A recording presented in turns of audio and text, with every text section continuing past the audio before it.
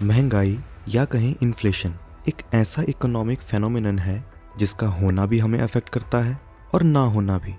महंगाई के होने से हमें परेशानी होती है, इस बात से सभी एग्री करेंगे, लेकिन उसके ना होने से भी हमें कई सारी प्रॉब्लम्स का सामना करना पड़ सकता है। इस बात से बहुत सारे लोग डिसएग्री करेंगे।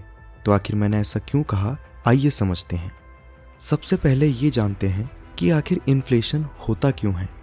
जनरली इन्फ्लेशन के 3 कारण होते हैं: demand of a commodity, cost of production and excessive bill printing.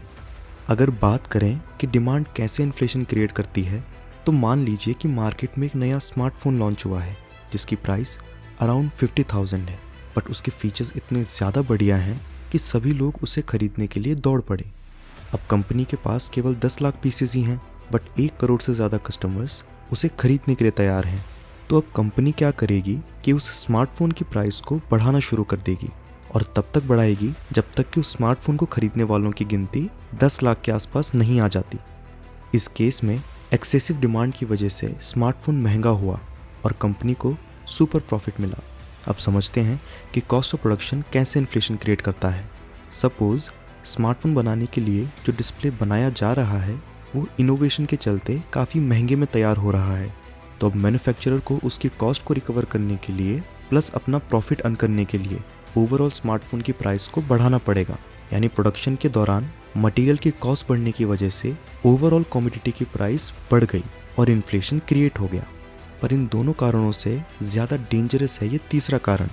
जब कोई भी कंट्री अपनी प्रोड्यूस करने की क्षमता से ज़्यादा के नोट्स प्रिंट करती है, तो इस सिचुएशन में उनकी करेंसी की वैल्यू गिर जाती है, जिसे कि कॉमन टर्म में हाइपर इन्फ्लेशन कहते हैं।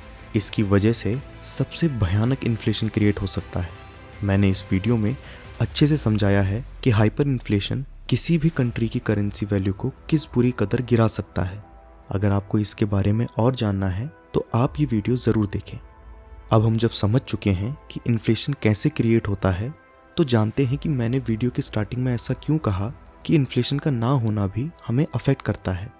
अगर महंगाई नहीं होगी और कमोडिटीज़ की प्राइसेस सेम ही रहेंगी, तो जो लोग काम करते हैं उनकी सैलरी भी सेम ही रहेगी और आपके खर्चे भी सेम ही होंगे, जिसकी वजह से इकोनॉमी में पैसे का लेन देन बढ़ ही नहीं पाएगा और नेशन का डेवलपमेंट रुक जाएगा।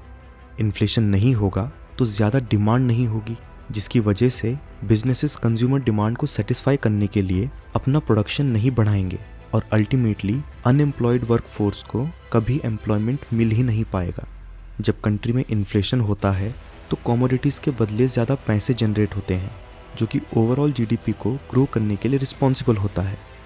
इन्फ्लेशन गवर्नमेंट के डेट को रिड्यूस करने में भी हेल्प करता है।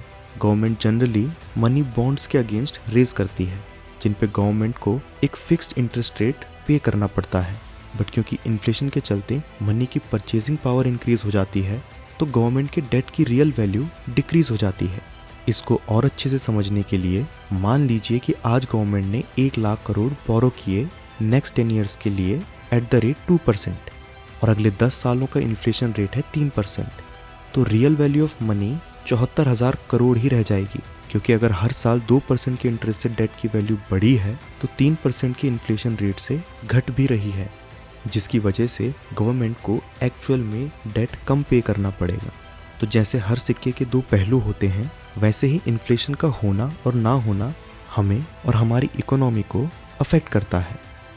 आशा करता हूँ कि आपको ये वीडियो समझ आई होगी। मैं मिलता हूँ आपसे नेक्स्ट वीडियो में फिर किसी इंटरेस्टिंग टॉपिक के साथ। ये वीडियो पूरा देखने के लिए धन्यवाद।